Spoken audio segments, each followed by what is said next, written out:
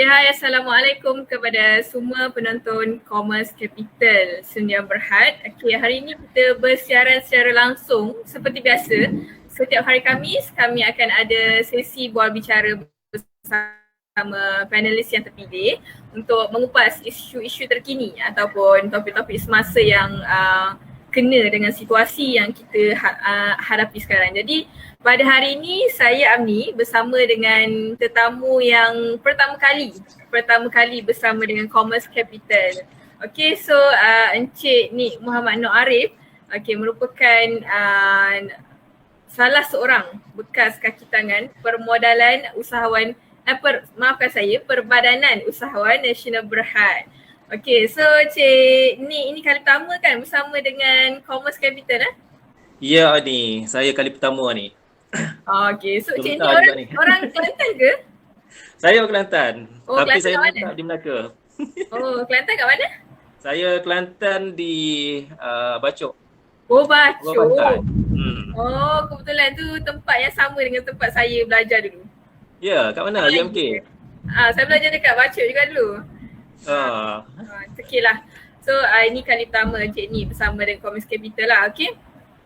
Jadi saya difahamkan yang Cik Nik ni merupakan jurulatih untuk usahawan-usahawan di Malaysia ni kan. Mungkin betul. Sebelum tu saya nak cakap lah, sesi kita ni lebih kepada sesi yang santai tu. Jangan rasa gemuruh, just santai je. Kita relax je hari ni. Sebab mungkin nampak kita formal, pakai formal. Tapi sesi kita sangat santai. Kita takkan ada rasa macam cuak ke, tak ada rasa macam alamak macam nak berdebar-debar, tak ada. Kita just santai je, petang-petang macam ni hujan kat luar pula tu. Oh, seronoknya hujan. Tempat Cik ni hujan tak?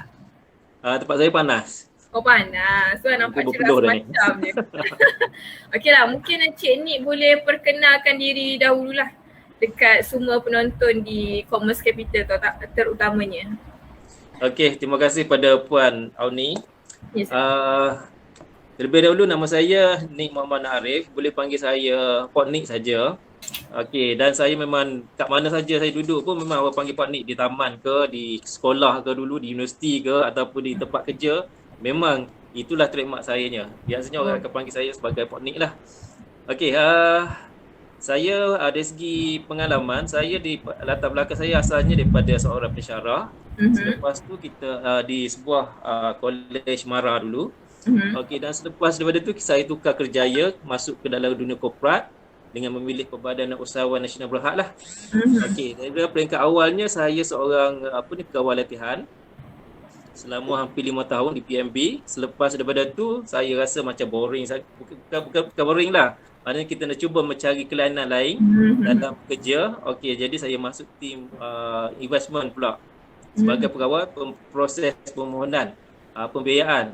Okey, jadi banyak paper-paper lah yang saya nilai proses dan juga kita bawa pada komiti lah sama ada untuk diluluskan ataupun untuk didukacitakan lah. Dukacita okay, dan selepas reject lah. Reject lah.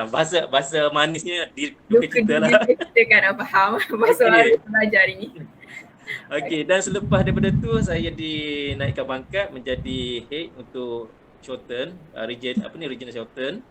Okey, jadi daripada situ tugas saya lain pula. Sebelum ni saya memproses permohonan. Okey, jadi sebagai head ni tugas kita adalah untuk meluluskan pula permohonan. Okey, jadi berat juga lah tugas kita kan. Jadi maksimal untuk kelulusan saya dulu ialah setakat 500 mula-mula. Lepas dia bagi sampai 1 juta lah untuk kita luluskan permohonan. Okey, banyaklah suka duka. Yang kita sukanya ialah bila kita dah luluskan permohonan, usahawan dapat kembalikan perniagaan dan dia dah berjaya lah sampai sekarang. Yang duka citanya itulah kita terpaksa menolak permohonan tersebut. Biasanya bila kita tolak ni kita tak ada ada sebab tentu mengapa kita tolak. Mungkin keadaan sekarang tak sesuai bagi mereka lah untuk kita luluskan. Bukannya menjadi titik akhir untuk dia mendapat pembiayaan, tidak. Okey, jadi mungkin pada masa sekarang tu dia tak sesuai lagi. Okey, jadi mungkin kita minta lah dia apply untuk tahun depan ke dan tahun ke depan lagi ke dan sebagainya lah. Okey, jadi itulah tugas saya sehingga saya berhenti pada akhir 2019. Lepas tu saya kononnya nak memulakan perniagaan sendirilah. Okey, jadi awal 20-an saya tubuh tahun 2020 saya tubuhkan syarikat. Bulan 2 baru beroperasi. Dan bulan 3 duka cita. PKP. Okey, lepas PKP pertama kan. Lepas tu direct sampai PKP kedua. Lepas tu sekarang ni PKP yang ketiga kan. Okey, jadi secara tak langsung saya yang baru mula dalam bidang perniagaan rasa terjejas lah. Okey, memang di peringkat awal PKP pertama tu kan, daripada bulan 3 sampai bulan 6 kita termenung jugalah nak buat apa ya. Yalah income kita kat situ kan. Dan kita baru mula bisnes. Jadi setiap bulan kita duk makan working capital kita lah. Duit reserve kita lah kita duk makan kan. Okey, jadi sampai bulan 3 baru kita fikir kita kena rangka satu strategi barulah dalam bisnes. Okey, jadi daripada situlah kita mula mengembangkan perniagaan. Selepas 3 bulan kita tersadai tak tahu nak buat apa. Bukan tersadai, kepada tempoh bertenang kan. Tempoh bertenang lah untuk kita fikir balik kenapa ni, nak buat apa ni. Ialah dengan situasi baru kan yang belum pernah orang alami lagi. Situasi tersebut kan. Bila tanya member untuk rujukan pun dia kata dia pun tak pernah alami benda ni walaupun dia dah berjaya kan. Okey, jadi tak ada referral untuk peringkat ni. Sebab tu kita ambil masa yang lama lah 3 bulan untuk kita fikir. Tapi alhamdulillah selepas daripada tu penerimaan masyarakat terhadap dunia online dan sebagainya mulai ada. Daripada situlah kita boleh buat perniagaan kita dan alhamdulillah bisnes kita boleh sustain lah walaupun dah sekarang PKP 3 dah mungkin ke 4, 5 lepas ni pun kita tak tahu kan. Okey, tapi alhamdulillah kita boleh sustain sampai sekarang. Okey. Okey, jadi kita cuba tengoklah. Jadi perkongsian kita hari ni lebih kepada pulihkan perniagaan anda di waktu pandemik kan. Ya betul. Okey, sebelum tu Puan Nik, jadi untuk okey, okey, nampaknya dah macam dah bertukar host nampaknya. Okey, sebelum tu Puan Nik, saya ni biasalah. Ya betul. Okey, mungkin dari tadi Puan Nik ataupun Cik Nik lebih bercerita mengenai bidang kerjaya. Tetapi secara spesifiknya sebagai jurulatih untuk usahawan ataupun cakap pakar lah untuk membantu usahawan di Malaysia ni, apa sebenarnya kepakaran Cik Nik dan apa sumbangan yang Cik Nik boleh berikan kepada usahawan-usahawan di Malaysia sebenarnya? Okey, dalam bidang kejurulatihan ni kita ada pelbagai bidang sebenarnya. Okey, jadi saya pilih pada forte pembangunan usahawan lah. Okey, ada yang fokus pada pembangunan strategi, ada yang fokus pada teknologi dan sebagainya kan. Okey, jadi saya fokus pada pembangunan usahawan lah. Maksudnya yang usahawan saya punya targetnya lebih pada usahawan mikro dan juga usahawan kecil lah. Usahawan sederhana yang besar tu kita bagi pada orang lain lah. Okey. Tu antara yang saya fokuskan sekarang ni lah. Okey, dah banyaklah coaching ni kita tahulah keadaan sekarang ni kita dekat awal pun saya pun tak reti macam mana nak selesaikan isu benda ni kan, sebab kita pun alami masalah yang sama kan. Tapi alhamdulillah bila dah lama kita dah rasa macam kita dah boleh adapt dengan situasi yang macam ni. Jadi kita boleh kongsilah dengan usahawan-usahawan yang kita bimbing tadi. Okey. Itulah yang kita buat. Alright, faham. Okey, so kepakaran Cik ni lebih kepada memberi bimbingan lah kepada pembangunan usahawan perniagaan kecil dan sederhana, terutamanya PKS lah ya. Okey, jadi kita hari ni kita nak bersembang lah ataupun kita nak mengutarakan pendapat atau nak meminta pendapat daripada Cik Nik sendiri dengan topik kita pada hari ni ialah pulihkan perniagaan anda di waktu pandemik. So seperti mana yang kita tahu sekarang PKP masih lagi berlanjutan. So di mana penghujungnya kita pun tak tahu.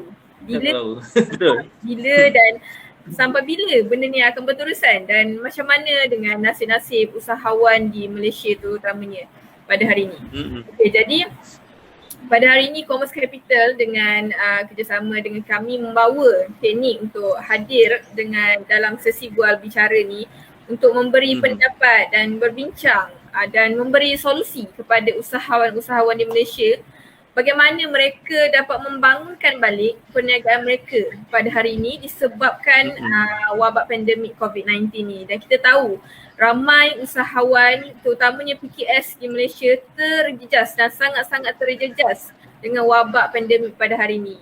Jadi mungkin pada pandangan Cik Nik sendirilah, saya hampir-hampir nak tersasul panggil Pok Nik tapi lebih manis kalau saya panggil Cik Nik. Tak apa, panggil Pok Nik je, biasa.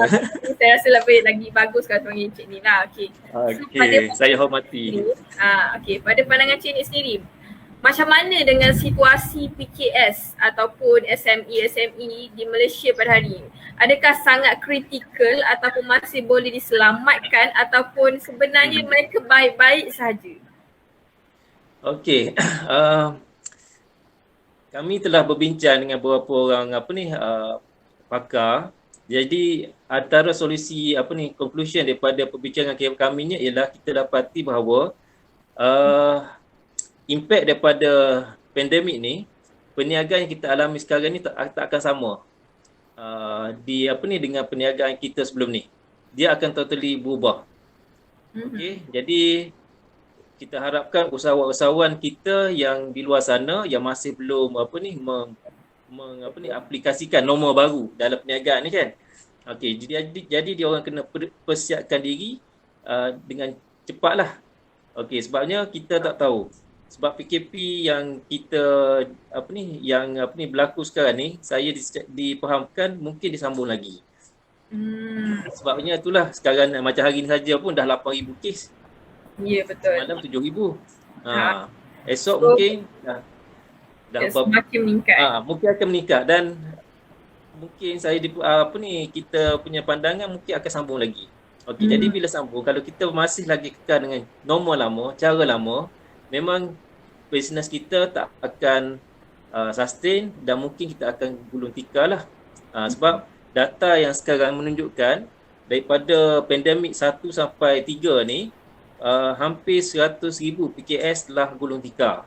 Dan dijangkakan hampir 80,000 lagi menunggu masa untuk gulung tikar. Yang ni yang berdaftar. Yang tak berdaftar kita tak tahu. Betul. Mungkin dah berapa ratus ribu dah yang yang niaga tepi jalan apa semua kan kena tutup dan sebagainya kan.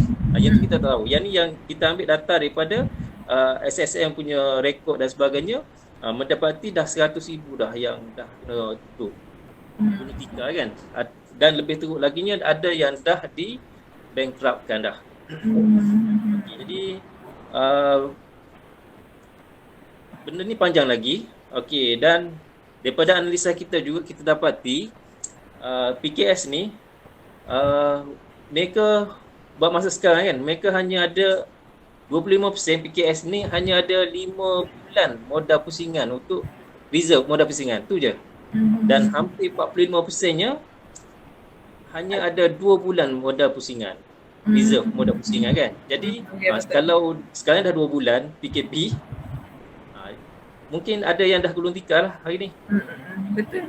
Dia orang tak boleh mampu nak bayar sewa, dia orang tak mampu nak bayar bil, dia tak mampu nak bayar gaji staff dan sebagainya. Jadi sekarang ni dah ramai dah yang gulung tikar. Jadi kita tak tahu kalau 5 bulan lagi 25% lagi akan daripada total PKS ni akan gulung tikar lagi. Dan diakui oleh MyDay.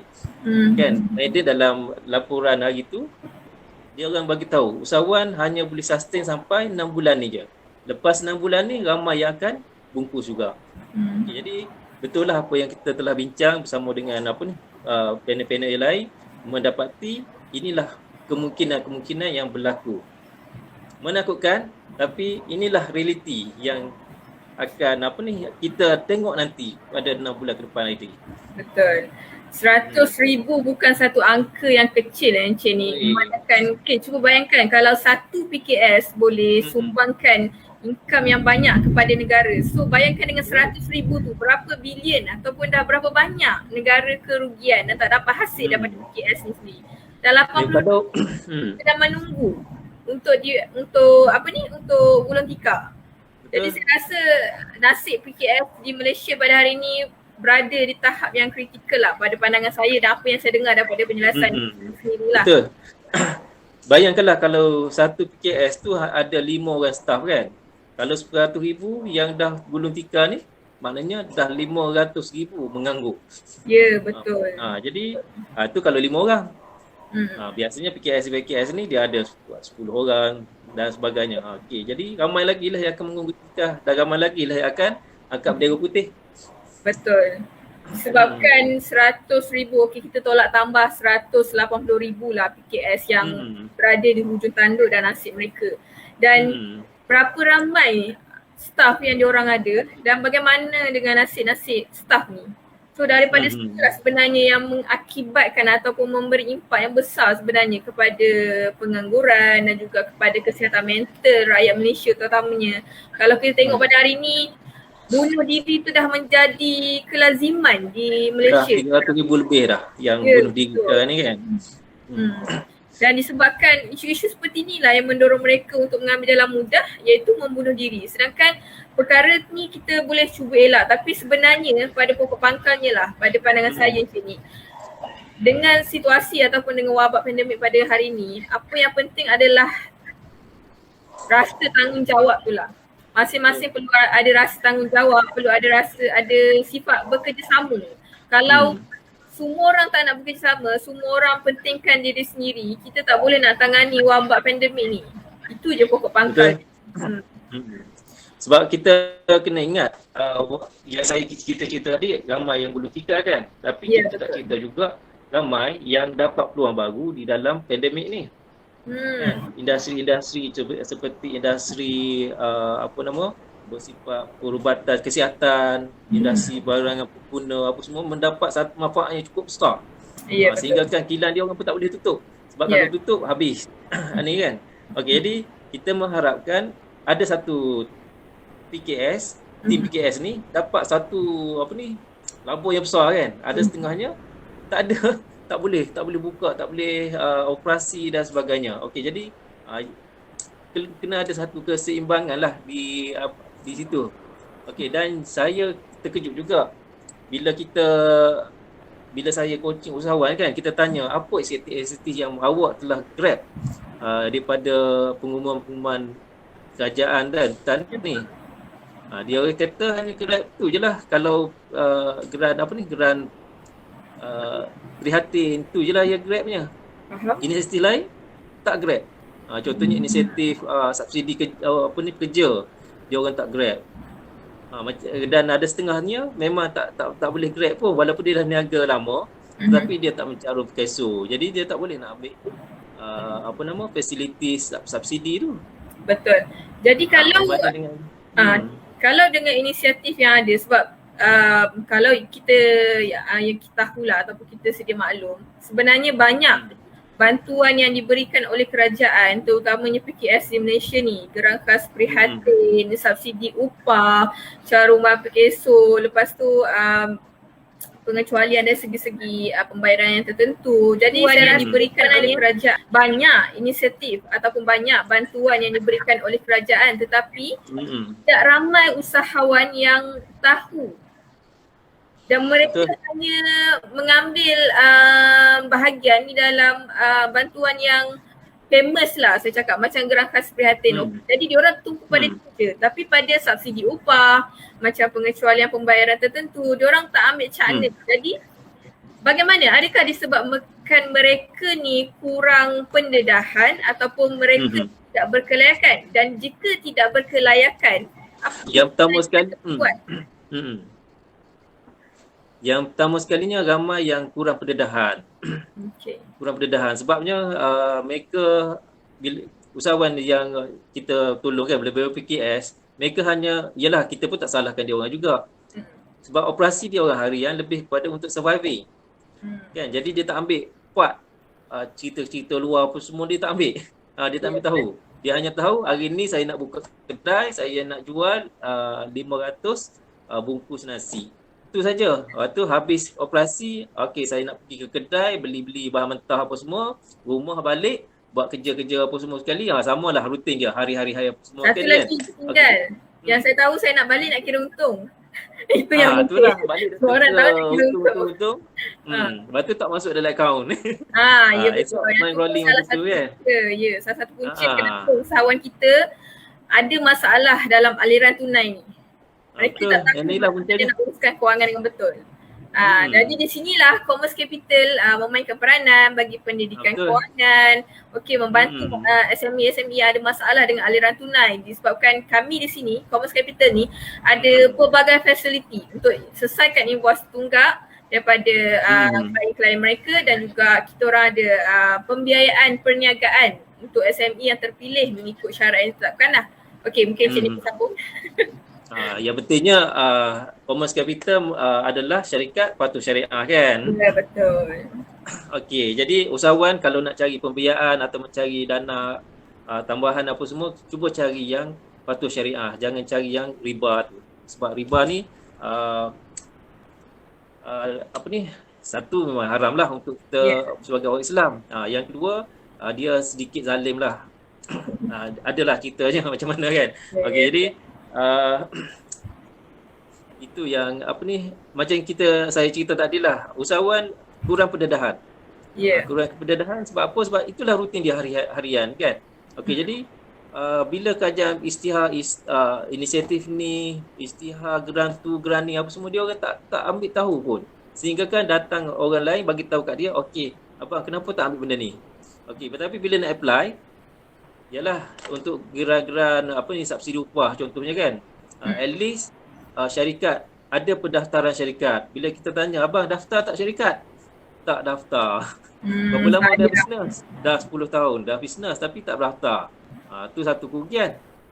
Okey, lepas tu ataupun yang daftar, bila kita tanya, okey, sebab kelayakan subsidinya adalah kena daftar selewat-lewatnya bulan 8 tahun lepas kan. Okey, dengan Perkeso. Bila kita tanya daftar tak dengan Perkeso, tak daftar juga. Okey, jadi bila tak daftar, kelayakannya dah tak ada kat situ. Okey, dan benda tu di-grab oleh orang lain lah, oleh syarikat-syarikat besar lah. Betul tu. Itulah saya rasa perlu ada satu skim lain lah untuk usahawan di bawah dalam kategori mikro ni. Ya betul. Dia tak boleh sama dengan dengan syarikat-syarikat yang besar. Sebab besar dia orang dah dari segi struktur organisasi dia dah well organized kan. Ya betul. Kita ni syarikat mikro ni tokek pun kita, pekerja pun kita, yang tukar air pun kita dan sebagainya, semua kita. Okey, jadi masih lagi cacah marba lah dari segi cacah marbanya. Okey, jadi sebab itulah peranan kami bila sebab tu saya pilih entrepreneur coach tu, lebih kepada kita nak bantu usahawan yang macam ni lah. Okey, supaya memang kalau ikut pengalaman saya kan, pada tahun 2008 kajian bagi satu dana besar kepada kami di tempat kerja saya dululah. Okey, untuk bantu usahawan otomotif. Okey, jadi pada 2008 cuba awak ni cari kedai otomotif Melayu yang besar, ada tak? Tahun 2008. Tak pasti yang tu, okey. Betul? Okey, jadi kita pada masa tersebut bila kita keluar mencari, memang tak ada lah. Yang adanya ialah kedai-kedai, bengkel-bengkel di tepi longkang, di tepi jalan, depan rumah, macam tu je lah. Okey, jadi bila kita pergi buat penilaian pun untuk untuk bantuan kewangan, memang hampir boleh saya katakan hampir 90% memang tak layak lah. Sebab dokumen tak ada. Betul. Bila tanya duitnya, kalau dokumen tak ada kan, duit ni dapat pergi ke mana, dia tak boleh cerita duitnya ke mana. Okey, dan banyak lagi lah bila kita buat penilaian untuk kelulusan pembiayaan, memang confirm reject lah. Okey, tapi oleh sebab tu ada satu komponen kerajaan untuk membantu usahawan Bumiputera dalam sektor otomotif. Okey, jadi kita pemudahkan sikit lah. Okey, jadi daripada situ kita di samping membantu mereka dari segi kewangan, kita bantu mereka juga dari segi pengurusan. Pengurusan supaya nampak lebih organize perniagaan mereka kan. Dan alhamdulillah kalau tengok sekarang ni kebanyakannya yang telah kita bantu dah jadi toko-toko besar dah. Ada yang dah upgrade daripada bengkel tepi jalan sekarang dulu kan yang kita bantu dulu. Sekarang dah jadi 4S punya service center. Dulu nak cari Melayu yang jadi dealer Honda ke Toyota kan memang susah nak cari kan. Sekarang dah ramai dah kita kita bantu. Jadi saya rasa sekarang ni dalam keadaan pandemik ni perlu ada satu skim daripada kerajaan yang macam tu juga. Maknanya bagi bantuan modal, lepas tu dalam masa sama bimbingan terus pada usahawan. Lebih-lebih sekarang ni kita tak boleh buat bimbingan secara normal dah. Sekarang ni bimbingan kepada skill baru pula yang kena mereka kena kuasai lah, usahawan kena kuasai, iaitu automation, penerapan teknologi dalam bisnes, dan juga e-commerce dalam perniagaan tu kena satu kemahiran baru pula ada. Betul. Walaupun perniagaan berjalan. Betul, disebabkan sekarang ni memang kita kena kejarlah dengan teknologi semasa. Bukan nak kata pemasaran tradisional tu tak membantu. Dia membantu, tetapi sekarang kita kena seiring dengan perubahan masa. Kita kena terapkan teknologi dalam perniagaan kita, kena explore ataupun kita kena kembangkan lagi perniagaan kita dekat semua platform online yang kita ada. Disebabkan itulah caranya. Kalau Puan Amni perasan kan, daripada PKP 1, PKP 2, PKP 3 kan, banyak syarikat-syarikat perniagaan-perniagaan kena tutup kan. Ada satu industri yang tak perlu tutup, iaitu industri online lah, bisnes online. Betul. Walaupun dia jual kasut, walaupun dia jual baju, walaupun dia jual apa, tak perlu tutup. Dan tak ada masa bertugas. Kalau kedai ni ada dulu pukul 8 pagi hingga 8 malam saja boleh beroperasi.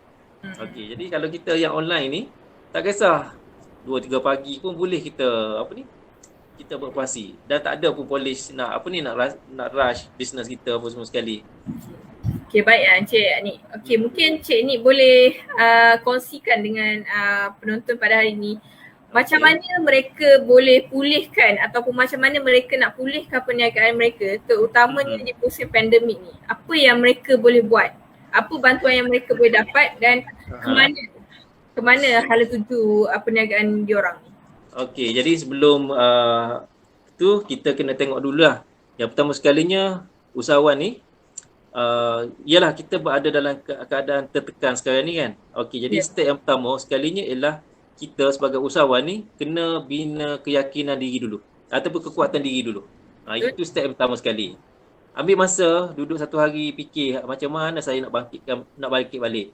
Betul. Okay, bisnes kita dah 2 tahun kan kena tutup, atau bisnes kita dah 2 tahun terjejas. Income pun dah jatuh daripada, mungkin income kita daripada 50,000 sebulan. Sekarang dah jadi 5,000 sebulan kan. Tak ada masalah, jangan bunuh diri ataupun jangan stres.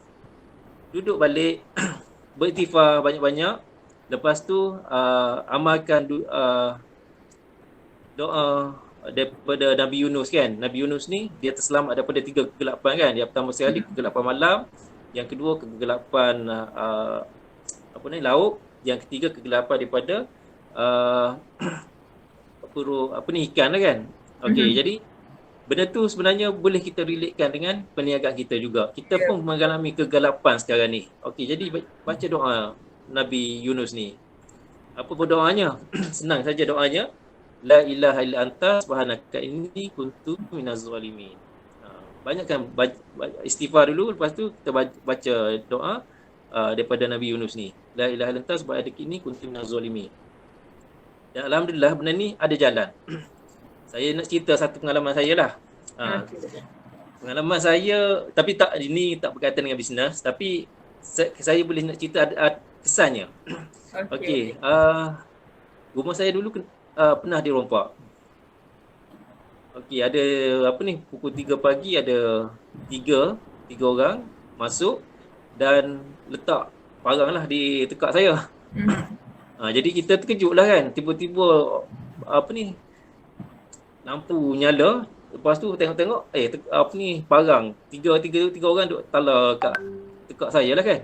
Okey, jadi panik lah peringkat awalnya kan, tapi alhamdulillah diberi ketenangan.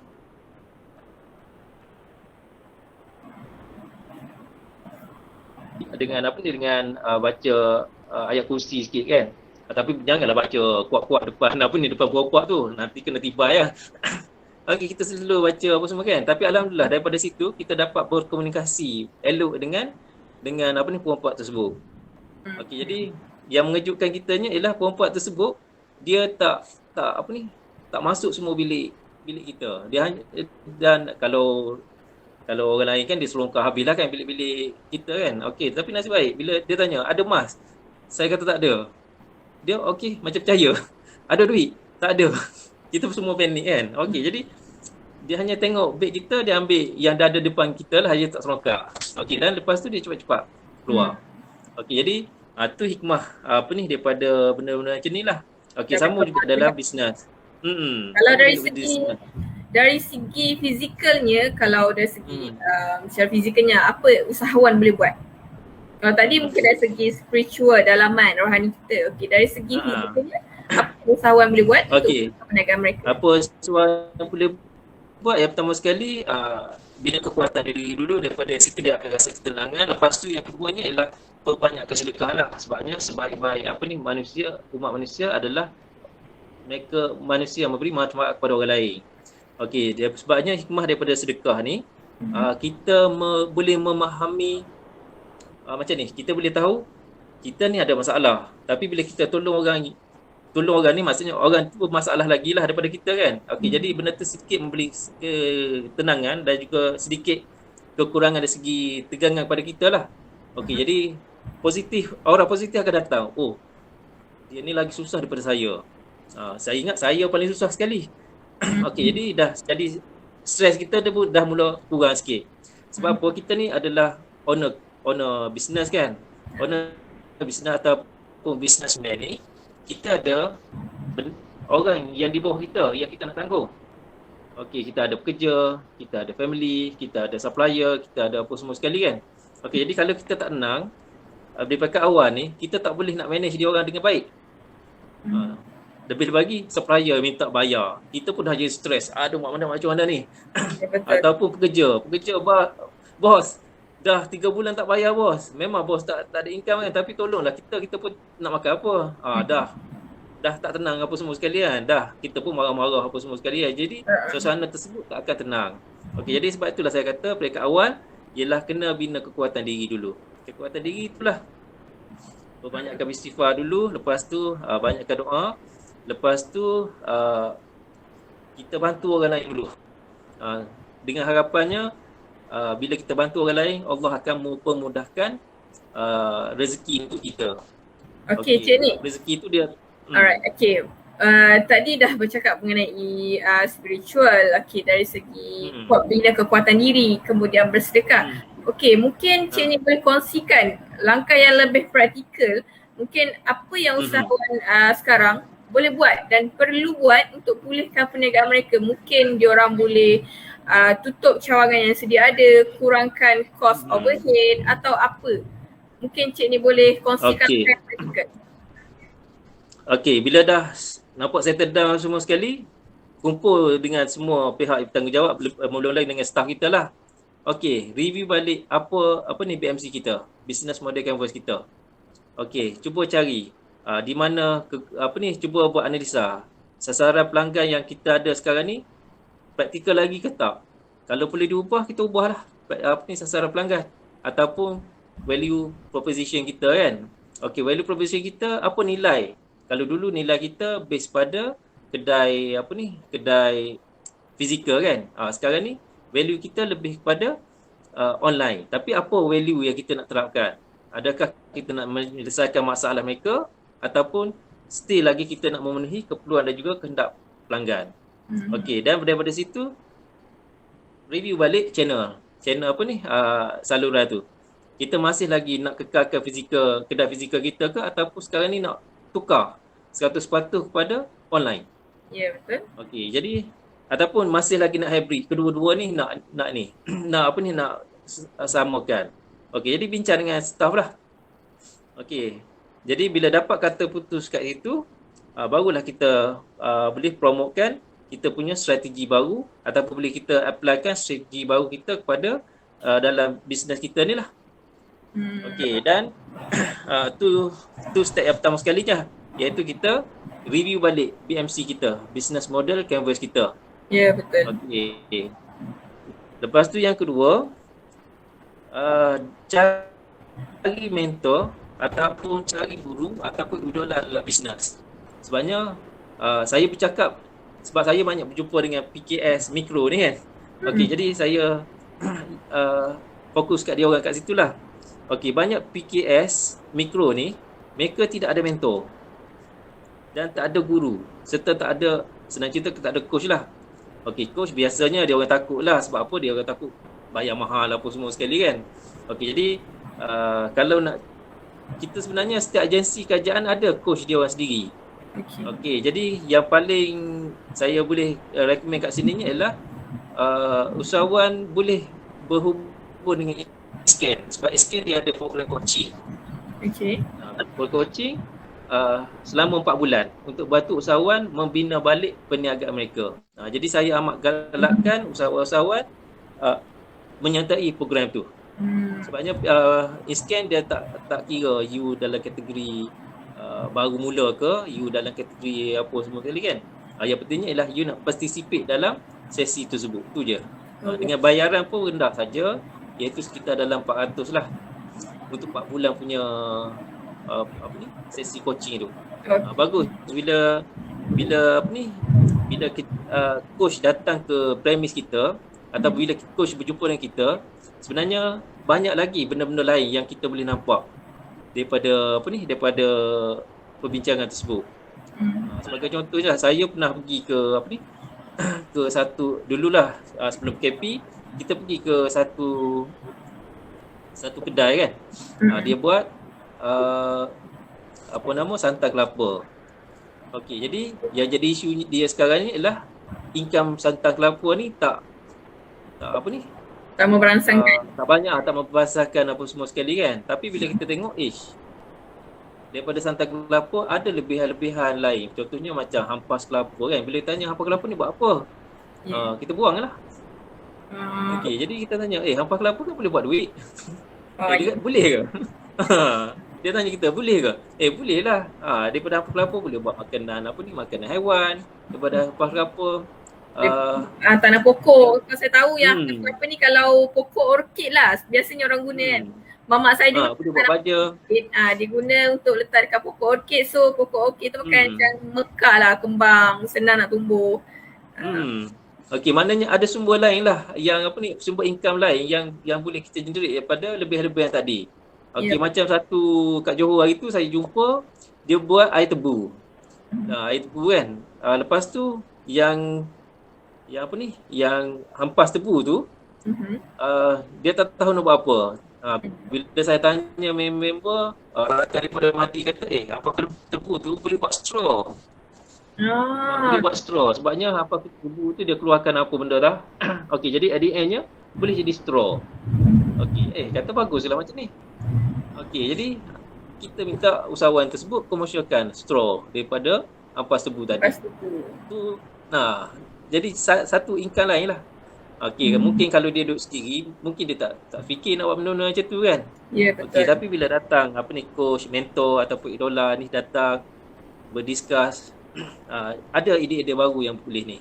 Okey, berkaitan dengan idola, sekarang ni kalau Amni tengok dalam FB apa semua sekali, ramai orang-orang yang dah berjaya suka berkongsi mereka kan. Sampaikan, cuba tengoklah.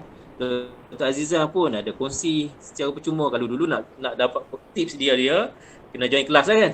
Kena bayar lah. Tapi sekarang dan Haji Asadok pun dia ada live dia setiap hari kan untuk dia kongsi apa. Banyak lagi kawan saya macam Datuk Roslan. dia apa ni uh, berkongsi berkait rapat dengan ni Puan Ainur Muhammad Ya, berkongsi, betul. ataupun bekas CEO Tabung Haji Datuk Nik Hasyuddin suka berkongsi tips-tips dan rahsia-rahsia macam mana pengurusan korporat dia dan sebagainya kan. Okey, jadi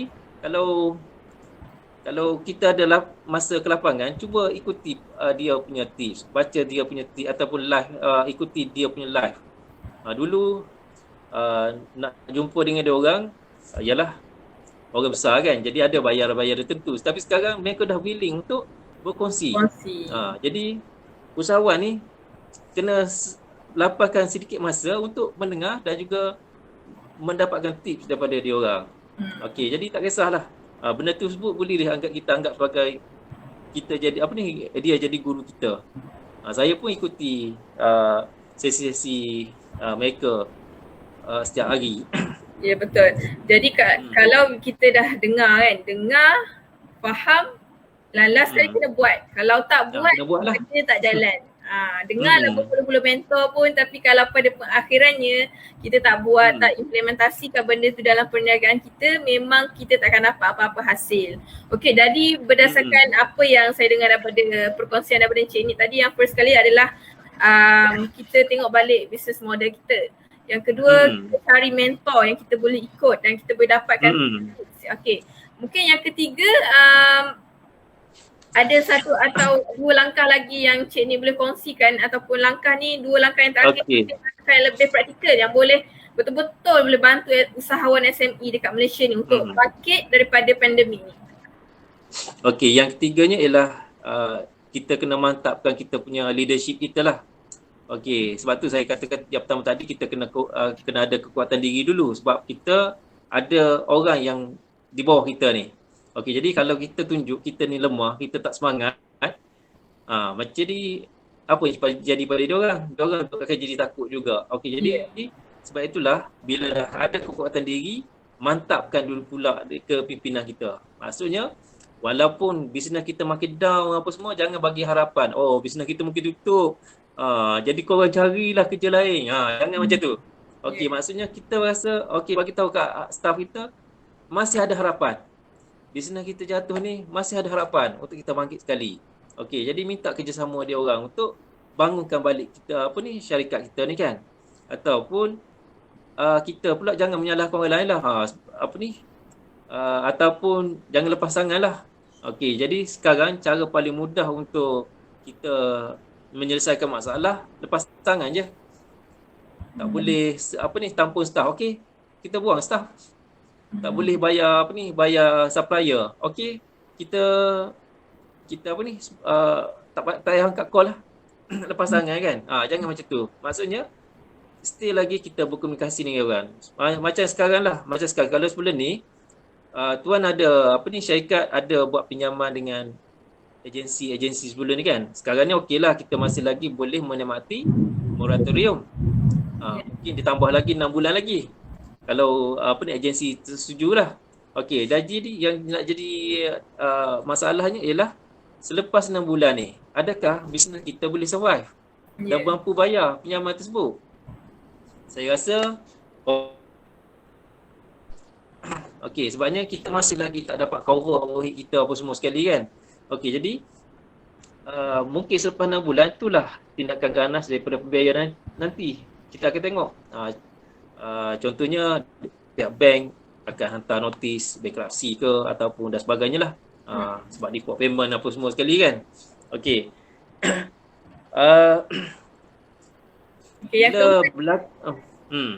Bila berlaku macam tu, kita kena fokus kat situ lah. Yang keempatnya ialah komunikasi lah.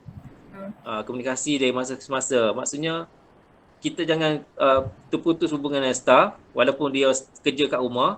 Okey, tapi kita kena lengkapkan staff dengan kamera baru. Okey, kalau kita rasa macam tak boleh, kita boleh outsource sekarang ni. Contohnya macam kita nak fokus pada pengeluaran saja, kan? Mungkin bahagian promosi, jualan, kita outsource pada pakar-pakar kat luar tu untuk buat marketing. Bagi kat kita, saya rasa itu lagi cepat. produk kita boost di market berbanding dengan kita sendiri nak buat. Saya pun walaupun cerita pasal pasal pemasaran apa semua, kalau suruh saya buat live gedi-gedi kat depan, memang saya tak boleh. Oh yelah, betul lah. Jadi Kita tak akan tahu. Ya, betul. Sebab tak semua benda kita boleh kuasai dan tak semua benda kita boleh buat. Dan kita kena, kadang-kadang ada satu part tu kita kena outsource. Kita kena cari orang lain tu buat untuk kita. Okay, mungkin itu antara cara yang mungkin itu antara cara yang usahawan SME di Malaysia terutamanya boleh buat, di mana mereka boleh banyak kurangkan kos dari segi overhead apa semua. So dari situ kita dah boleh cut kos banyak dari segi pemasaran lah. So antaranya itu antara langkah yang usahawan SME boleh buat untuk pulihkan balik perniagaan mereka di waktu pandemik ni. Okey, dan mungkin yang pentingnya ialah kena bertindak cepat. Ya, betul. Okay, tindakan cepat tu sangat penting lah. Kalau dengar saja tapi tak buat, memang tak ada apa-apa hasil. Okay, Cik Nik, mungkin Cik Nik boleh bagi langkah yang paling penting, mungkin langkah rahsia lah, untuk usahawan SME dekat Malaysia hari ni. Apa yang mereka wajib buatlah untuk pulihkan perniagaan mereka. Mungkin tadi kalau daripada awal Cik Nik berkongsi dari segi bina keyakinan diri, cari mentor, lepas tu tengok balik business model, kemudian mantapkan skill. Okay, mungkin ada langkah yang paling penting dalam banyak langkah ni yang usahawan SME sebenarnya perlu buat dan perlu bertindak untuk pulihkan perniagaan mereka, untuk selamatkan perniagaan mereka pada waktu pandemik. Okey, selepas kita tengok kan, jadi bila kita kaji daripada sebab-sebab kenapa perniagaan ditutup kan, rata-ratanya ialah sebab cash flow. Kan? Okey, jadi sebagai kita, pendiri bisnes ni, kita kena cari cash barulah untuk untuk memastikan bisnes kita ni survive. Okey, jadi daripada situ daripada kita kena tahulah teknik macam mana untuk mendapatkan dana tambahan ni. Okey. Jadi pengalaman saya lah sebagai pegawai yang buat kelulusan bisnes kan, pembiayaan ni, antara sebab kenapa usahawan ni gagal dapat pembiayaan, yang pertama sekalinya ialah dari segi credit checking lah. Okey, jadi walaupun sekarang ada moratorium apa semua sekali, yang pentingnya kena jaga credit checking kita, rekodnya kena bagus. Okey, yang keduanya ialah kenapa gagal dalam pembiayaannya ialah documentation tak lengkap. Okey, documentation tak lengkap. Okey, jadi kenapa tak lengkapnya ialah usahawan kita dari segi pengurusan rekod memang dia orang susah sikit. Okey, jadi daripada situ saya boleh bantu sebenarnya untuk pengurusan rekod perniagaan. Okey, dan yang ketiga, tak lulusnya ialah kerana industri tersebutlah. Okey, tapi kita kena ingat sekarang ni kerajaan bagi banyak dana kepada agensi-agensi dan bank-bank untuk membantu usahawan mengatasi masalah COVID ni kan. Okey, jadi yang pentingnya adalah kena ada kemahiran dalam menyediakan kertas kerja lah. Okey, jadi untuk usahawan yang berminat untuk dapatkan, saya ada boleh bagi format rancangan perniagaan. Okey, daripada situ bolehlah nak hantar pada Commerce Capital ke ataupun ke bank ke apa semua sekali kan. Okey, saya ada ni berdasar format ni saya bina berdasar kepada pengalaman saya lah. Sepanjang 15 tahun kita berkhidmat dalam dunia pembiayaan ni kan. Okey, jadi kalau usahawan berminat kan kepada penonton kita pada hari ini, bagaimana mereka untuk berhubung terus dengan Puan Nik pun mungkin maafkan saya Encik Nik Encik Nik boleh kongsikan apa lagi kepakaran atau bantuan yang Encik Nik boleh berikan kepada usahawan-usahawan SME di Malaysia. Okey, siapa yang berminat boleh email, boleh WhatsApp kepada saya di talian 011 5693 3540. Okey, boleh WhatsApp kat saya, jadi saya boleh bagi format tersebut secara percuma lah kepada sesiapa usahawan berminat. Lepas tu kalau tengok dulu format tersebut. Kalau rasa macam susah nak isi apa semua sekali, boleh berhubung dengan saya lah. Kita boleh bagi one to one punya session lah untuk menyelesaikan format tersebut. Yang pentingnya ialah sekarang ni jangan tangguhkan permohonan tersebut. Sebabnya untuk COVID ni, untuk dana COVID ni, dia berlaku, ia hanya sah lakunya ialah di waktu COVID saja. Waktu bila habis PKP apa semua ni, susah juga nak dapat. Betul tu, setuju tu. Okey lah, kita pun dah nak menghampiri minit-minit terakhir lah sesi bicara ni. Sekejap saya. Ya, betul. Jadi apa yang saya boleh simpulkan dari buah bicara kita pada hari ini, Cik Nik lebih memberi kepakaran Cik Nik sendirilah, lebih kepada memberi bantuan kepada usahawan-usahawan yang kurangnya pengetahuan dalam pengurusan sesebuah syarikat, kurangnya pendedahan dengan bantuan-bantuan yang diberikan oleh kerajaan ataupun inisiatif yang ada untuk mereka sebenarnya. Jadi sebagai kesimpulannya lah ataupun sebagai last question saya nak minta pendapat Cik Nik. Apa kesimpulan dari buah bicara kita, apa yang usahawan sebenarnya perlu buat dan apa yang mereka perlu implementasikan dalam perniagaan mereka pada hari ini? Okey, kesimpulannya daripada perbincangan kita kan untuk pulihkan perniagaan di waktu pandemik ni, itulah yang pertama sekalinya ialah kita jangan down lah. Kita jangan down sebabnya kita, dan yang keduanya ialah kita kena tahu banyak bantuan-bantuan yang yang disediakan oleh kerajaan. Yang pentingnya ialah kita banyak buat rujukan dan cari dan rebut peluang tersebut. Ya, betul. Daripada situ secara tak langsung dia dapat membantu sedikit sebanyaklah kita punya perniagaan kita. Dan dalam masa sama jangan lupa untuk kita updatekan diri kita dengan pengetahuan baru. Betul. Kalau kita rasa tak mampu, kita suruh staff kita updatekan diri mereka. Sebabnya dunia pandemik ni akan jadi epidemik lepas ni. Ya, betul. Kan sekarang ni pandemik kan, lepas tu epidemik kan. Epidemik lagilah. Pandemik pun dah 2 tahun. Epidemik saya tak tahulah macam mana punya cerita kan.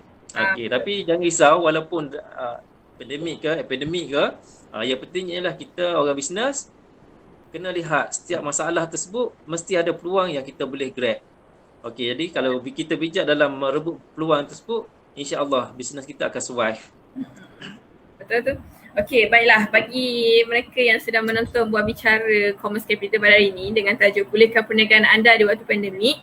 Okey, bagi SME yang ada masalah dengan perniagaan mereka, perlukan bantuan macam mana nak rangka balik perniagaan yang terjejas, macam mana nak bangkit balik, mungkin boleh berhubung terus dengan Cik Nik Muhammad Noor Arif di Facebook beliau sendiri ataupun di talian yang beliau sendiri ada utarakan tadi, dan kami juga akan tulis nombor untuk berurusan lah dengan Cik Nik nanti dekat ruang komen. So bagi anda yang perlukan bantuan ataupun nasihat kewangan ataupun perlukan pembiayaan perniagaan, boleh berhubung terus dengan Commerce Capital di mana kami menyediakan pelbagai fasiliti kewangan dari segi pembiayaan perniagaan, menyelesaikan invoice tertunggak, memberi modal tunai kepada anda untuk memulakan suatu projek, terutamanya SME yang menjalankan projek dengan kerajaan, GLC dan PLC.